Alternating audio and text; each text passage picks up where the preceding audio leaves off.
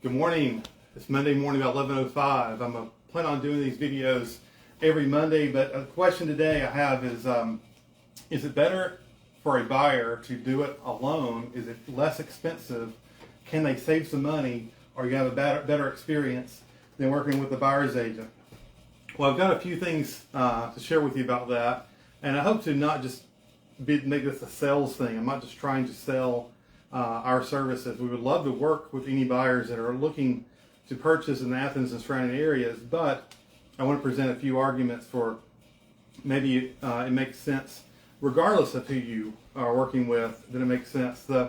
So let's say that you decided that you're looking to buy a home for the first time, or the second time, or the 10th time, and you're like, okay, I can do this myself. I don't need to pay a buyer's agent. I don't want to have to spend the money.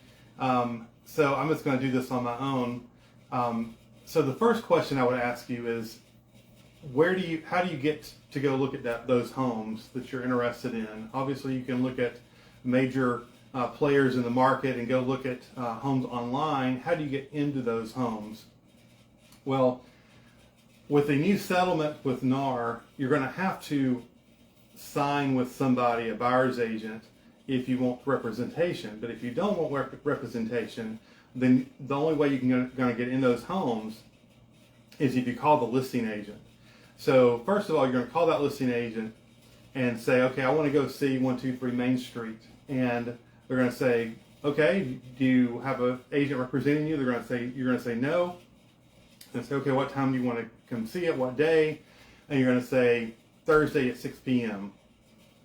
And while you're doing that, you're also like, well, there's a couple other houses I'm interested in too, and so let's go try to set those up for maybe 6:45 and 7:30 that same night, so we can look at a bunch of homes. So you call two more listing agents, and those listing agents say, okay, what time do you want to come?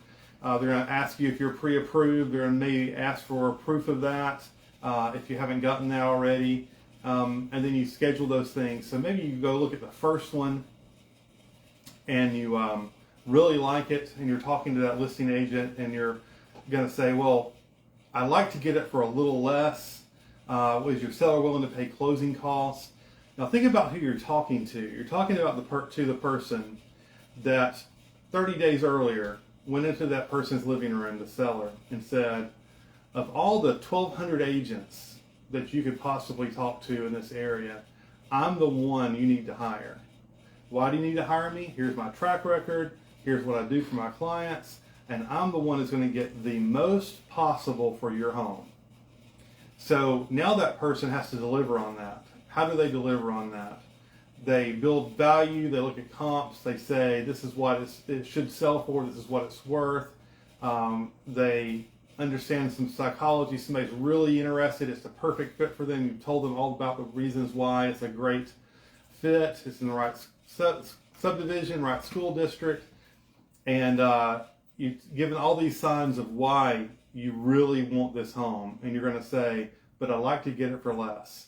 And they're going to say, this is market value, and I think the best thing you can do is make an offer, and you probably need to offer list price. And maybe that is true. Maybe for you to be able to be competitive in the market you're in, you need to offer list price, or maybe you need to offer more than list price, like we had a couple of years ago.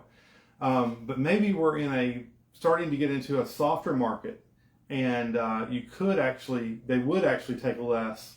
But for that listing agent to suggest you offer less than what the market would bear, they would be doing a disservice to their seller. You wouldn't want that on the other side. If you're trying to sell your home, you wouldn't want the agents you hired to say, hey, I know they want 420, but if you offer 400, I think they'll take it. You would fire that agent if you knew that was going on. So on the flip side, you're the buyer's agent, you're talking to the listing agent. Don't expect them to give away money. It just doesn't make sense. They would not be doing their job, and it would be a bad thing. So at the same time, now you're, okay, well, I got an idea for this home. Let's go look at another home. You go meet that second listing agent. You have that same conversation. You decide if you're interested or not. When you're walking around, you know that listing agent is representing the other side. So you see a stain on the ceiling, and you think, I wonder what that is, and you ask them about it. Oh, that's because 3 years ago they replaced the roof. The ceiling has a stain that was left over from that, but there's no active leaks. Do you believe them?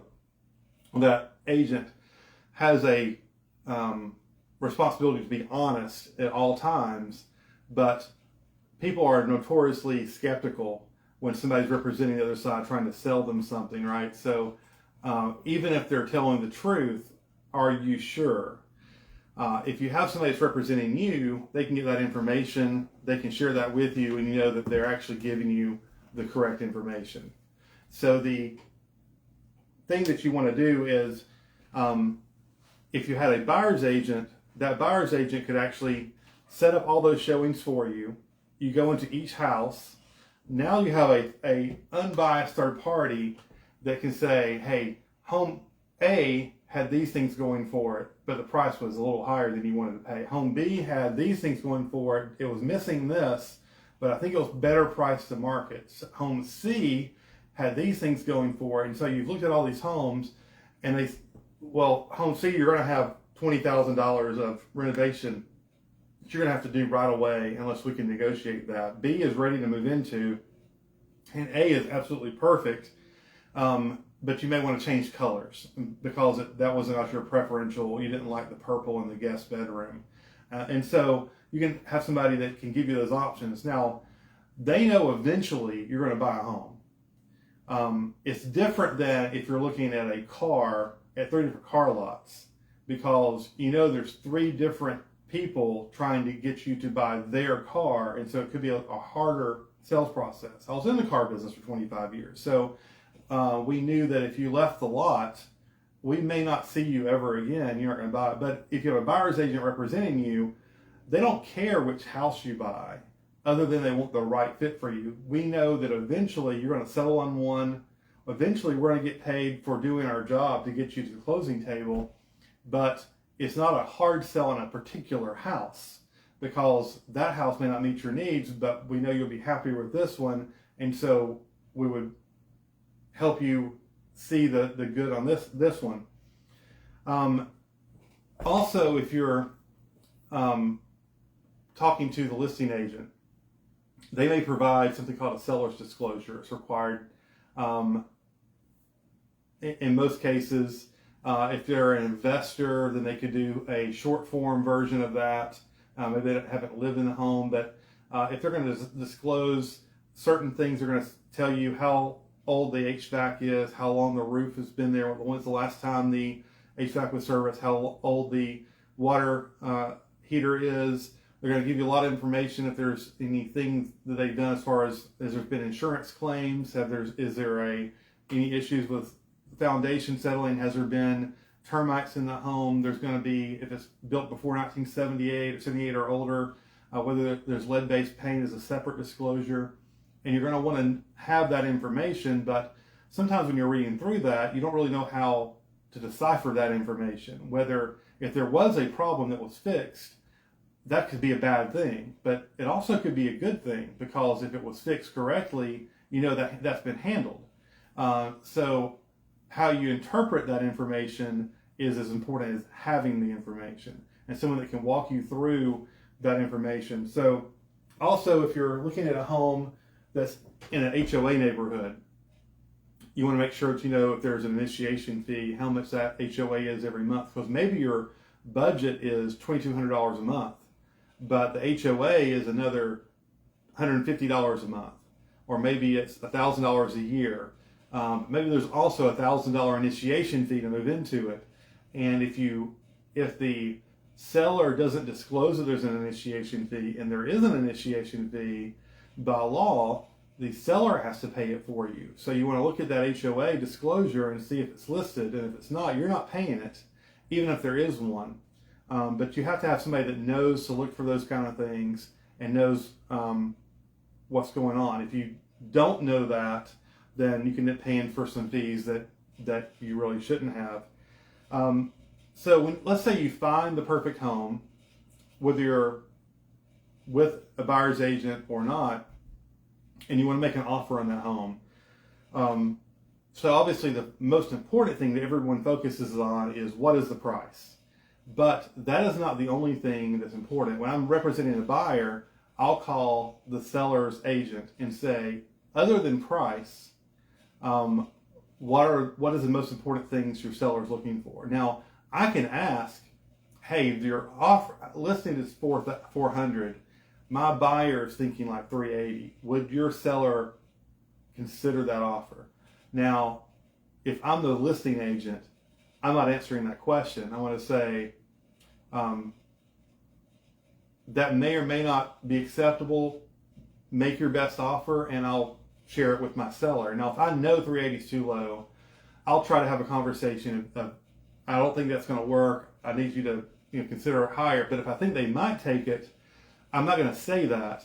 I'm going to say we think 400 is the market value. That's what we're really looking for. So see if you can get them closer to that number, and I'll see what I can do. Now, even if I know 380 is acceptable, I'm going to encourage them to make the offer. But most of the time, you're not going to have that conversation. The dollars don't come into play at that point in that first conversation, because the listing agent's just not going to give you a lot of information. They really shouldn't, especially if it's a detriment to their seller. They're not allowed to do anything that's going to cause them to lose part of their equity or the asset in that conversation. So a lot of times they're going to be really tight-lipped as far as dollars. They're going to ask you to just make your offer. But if I say, other than price, what is most important to your seller? Now, they may say, hey, they've already found a home and they've already under contract, but it's contingent on them selling this one. So a quick close is really important. Well, if they say that, what have they just told me? They may take less if we can close quickly. So they didn't tell me that they would take less on the price, but they told me they would take less on the price. There's also a couple other things involved on your side as a buyer, is that you want to make sure that you have financing contingency that matches up with what your lender says, that they will know they can get through underwriting and have a clear to close and be able to close without having any issues. If you have a financing contingency of only 10 days, it's going to take them 3 weeks to know for sure. You got to know that you want to ask for an appraisal contingency, because let's say that you offer 400 and they accept that, and out of that 400 they're going to pay $10,000 in closing costs on your behalf, and so you're willing to pay more for the home to make sure your closing costs are paid. But then it only appraises for $390. Well, now you have to reduce the price to $390, but maybe you lose your closing costs, and maybe now you can't pay for it again. And if you don't have an appraisal contingency in there, it doesn't give you the right to walk away if the appraisal's too low. If you do, then you can renegotiate, and if they are not willing to renegotiate, lower the price and still give you your 10 grand in closing costs or something so that the numbers work for you, then you can walk away with that appraisal contingency. So you want someone who knows that language to make sure that you're not stuck or caught and end up losing your earnest money. What's earnest money? Well, when you make that offer, you're going to provide earnest money that says that I am serious, I'm going to buy this home, nothing's going to keep me from buying this home, and if I walk away after the due diligence period, then I get to, then you keep my earnest money. That's how serious I am. So how much earnest money should you offer? Why should you offer it? Is it better to offer more or less? It's different on every deal. We a lot of times will see 1% of the sell price, or sometimes more than that, depending on the circumstances. Maybe you as a buyer don't have cash to do that, so maybe we negotiate a lower earnest money. But I mentioned something in that statement about due diligence. So due diligence period is where you as a buyer can walk away for any reason whatsoever. You got to see it on a Saturday morning. It's 10 o'clock in the morning. It looks beautiful. It's a beautiful blue color. And then you go back out, drive by it Monday night, and realize that, oh, in this light it looks purple, and I don't like how that looks. You can walk away because you think it looks purple on a Monday night. and you don't lose your earnest money, you don't lose anything. But what the due diligence period is really for is so that it gives you an opportunity to have the home inspected. When you have that home inspected, that's going to be money out of pocket. You're going to contact a local home inspector that's licensed. They're going to go out and do probably about a 3-hour home inspection. They're going to look at everything, crawl space. They're going to look at the electrical. They're going to look at plumbing. They're going to look at the roof system. They're going to look at basically everything in the home that could potentially cause you a safety hazard or money for repairs. They're going to give you basically a checklist of it's in good shape, it's not in good shape for all these systems. Now, sometimes dangerous does not necessarily mean expensive. You could have something with the electrical box where it's not wired properly that may cost a few $100s to fix, but if you don't fix it, it could burn the house down. You could also have something that's not dangerous, but could be very, very expensive.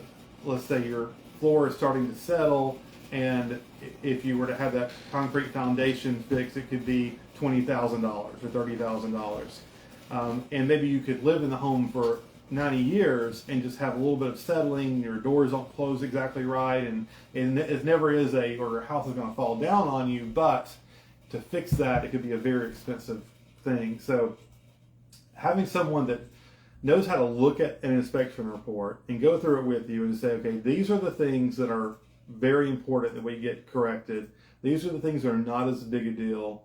Otherwise, you could end up looking at an inspection report, seeing there's 20 or 30 things on that. Now, when you get that inspection report, whether it's new construction or the home is 100 years old, there's going to be quite a few things that are not perfect with the home. Every single time, without fail. If you look at that and don't know what you're looking for, as a first-time home buyer, you're probably going to say, I don't like this, I'm walking away. The reason why you're getting that information is so that you will know what's going to cost you to fix in the future and also what dangers you're walking into. But the purpose is, but you're wanting to buy a home. And if you know for sure that almost every single home is going to have issues, then this is going to happen over and over and over again until you are able to figure out what's important and what's not important so that you can negotiate those things that are issues. Once you've negotiated a price, once you have the inspection, you can renegotiate the things that are issues with the home. Now, typically, you're not going to renegotiate things that you've already seen that the back bedroom needs to be repainted and that it's got some issues with dings in the wall and that kind of thing. You saw that when you walked through it. The inspection is for things, and to renegotiate after that are for things that you didn't notice because you didn't know to look for them or they were hidden from view.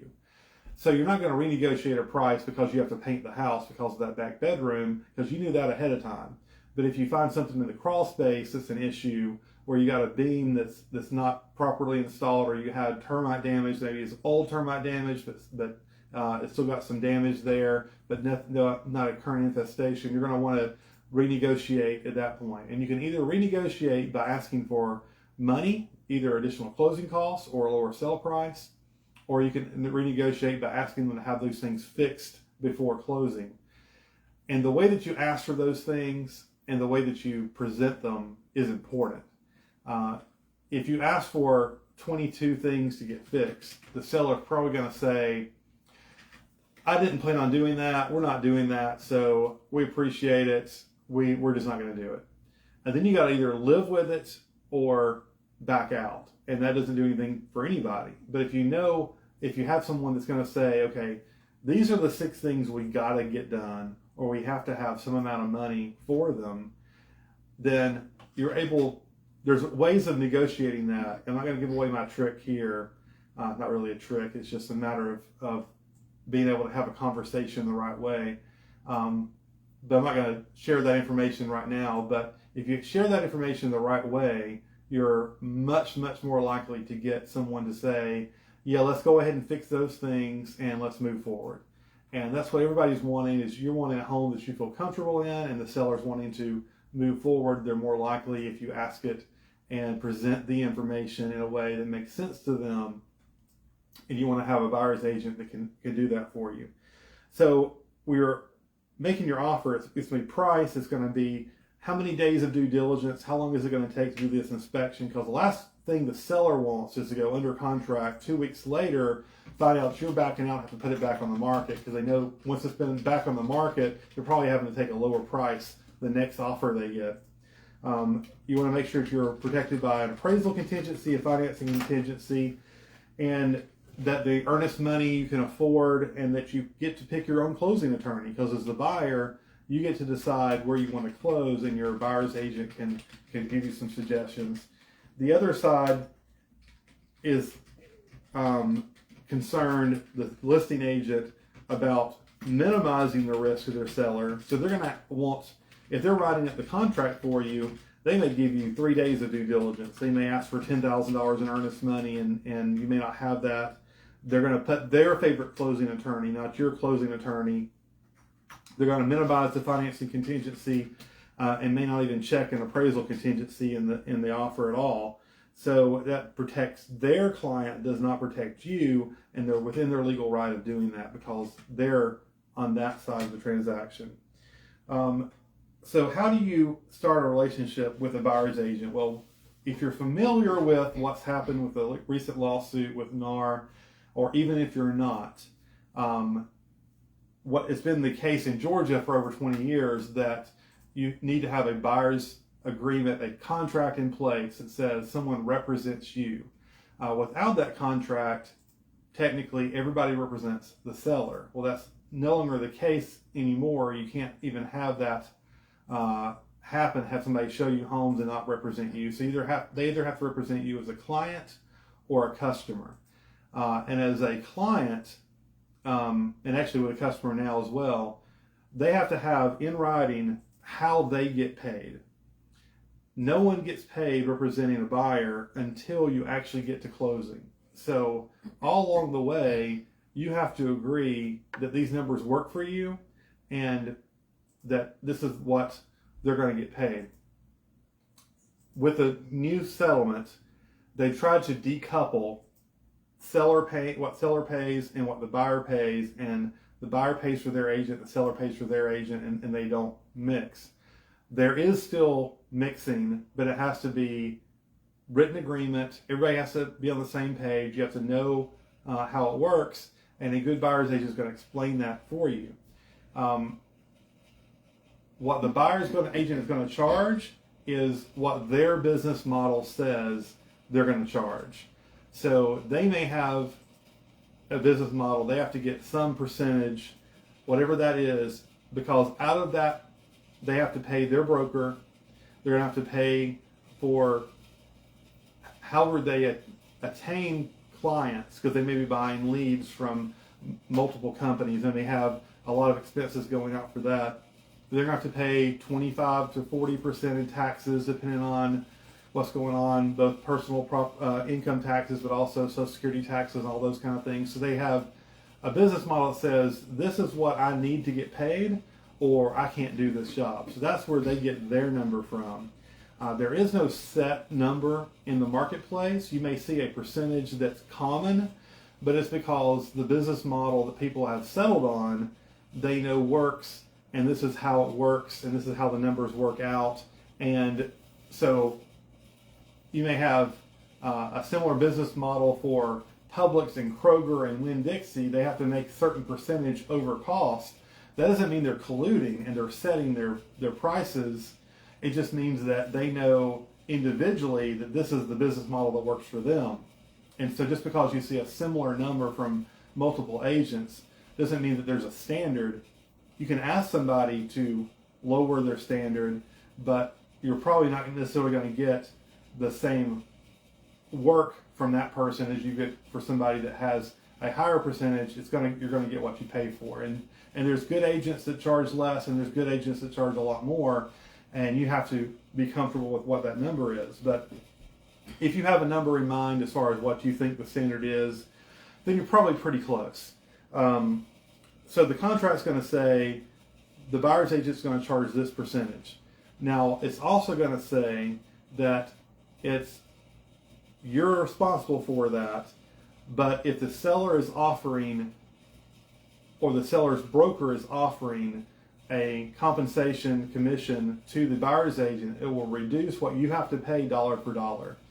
The current contract is September 2024 is a little different. You have to check a box. Come January 2025, you won't have to check the box. It's automatic.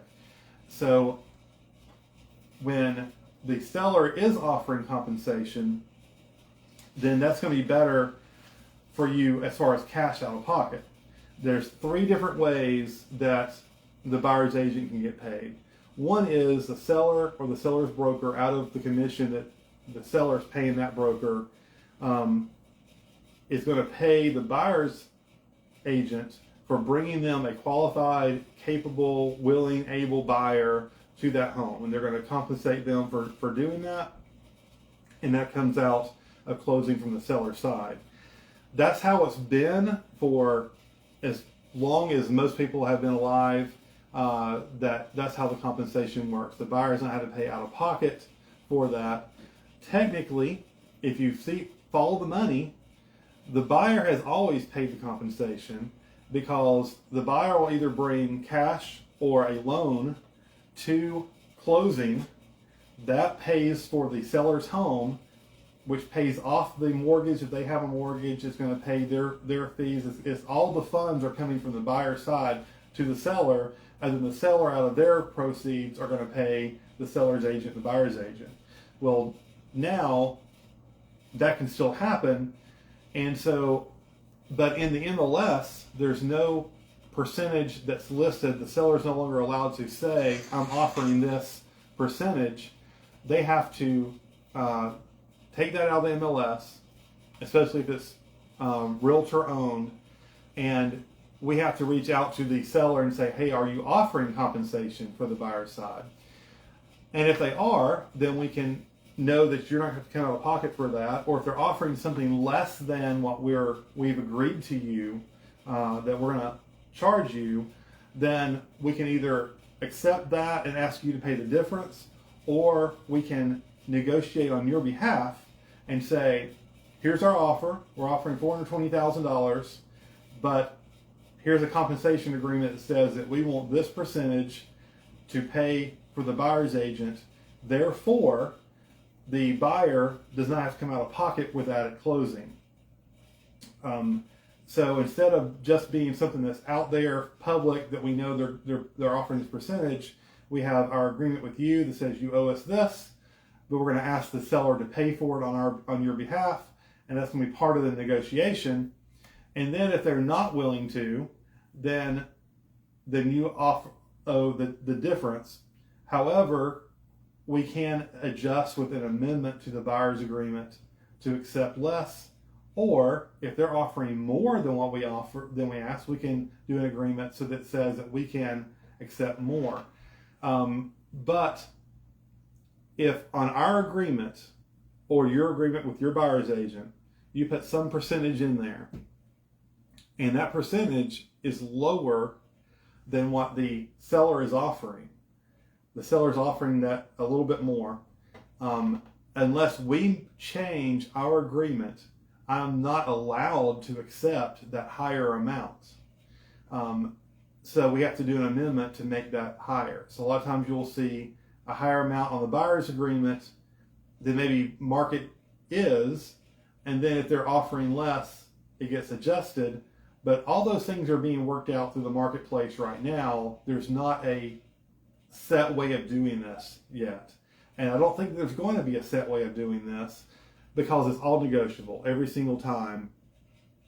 So if the buyer's agent negotiates on your behalf so that you don't have to pay out of pocket, that means that the money you have, cash, can go to your down payment, into your closing costs. And your closing costs, by the way, are also negotiable with the seller. And if you have a good lender, they may say, hey, if you can get the seller to pay some closing costs, we can possibly use that to buy down your rate, either permanently or temporarily.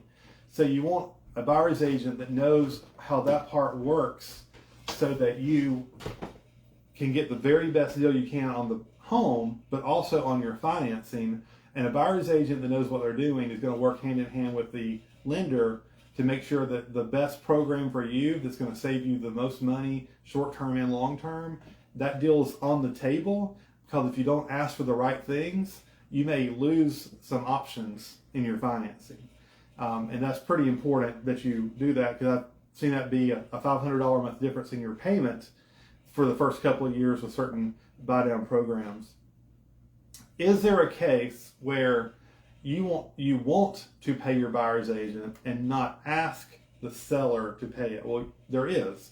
And that is, you've got enough equity from maybe a home that you're selling, or maybe you have plenty of money in the bank and you're capable of paying the $10,000, $15,000, $20,000, whatever it is, to your buyer's agent directly, and then not ask the seller. Because if you do that, you can make your offer to the seller, hey, we're going to offer $820,000, and I know that's less than what you're have it listed for, but we're paying our own buyer's agent. You don't have to worry about that. And so this is a cash transaction or a financing transaction, but we're going to pay for all of our own down payment and closing costs, and we're going to pay our buyer's agent, but you're not having to pay for anything. So maybe you use that to juxtapose the commission and get a lower price on the home. That's not going to work for most people. Most people don't have the cash, and we found that I think the numbers are around 37 to 40% of the market are first-time home buyers. Most of those don't have enough down payment, enough cash for down payment and closing costs, much less having to pay out of pocket for a commission.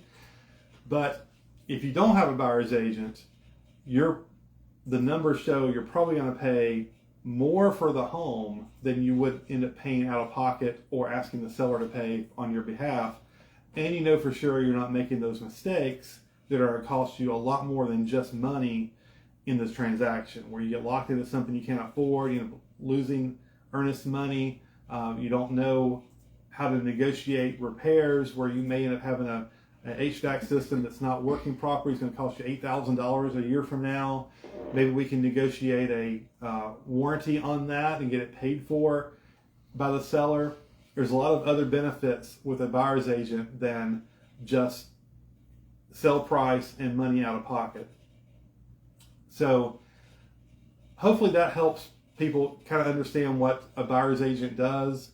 There's actually a lot more behind the scenes that after you get the home under contract, that make sure amendments are done in a proper, timely manner, that if financing becomes an issue, there's an 8-day unilateral extension that you can get where even if the seller doesn't want to extend closing, you can, to make sure that you can get the financing worked out.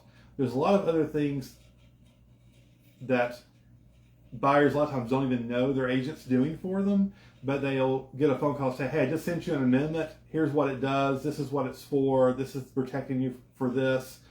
Sign that. And then you have a conversation about what that is. We don't want anybody signing something they don't understand, but you get that taken care of and you move forward, and then you get to closing and you just bought a home, and now you're part of the American dream. And so when we have a buyer, we've never lost anyone's earnest money because they backed out of a home. And if your buyer's agent's doing that properly, that's going to be the case. But if you don't know exactly the timelines and how all that works, that can be an issue. So I may have caused you to think about other questions you have about this process. If you have those questions, please reach out to me. I'm Brian Buffington of A&B Buffington Realty. You can reach out to Angie at A&B Buffington Realty. My number is 706-461-4844, and hers is 4944, and we can put that information, and it's also on our the links that are on our account here. But have a great day, and I'll be doing this 11 o'clock every Monday for the foreseeable future, and have a great day.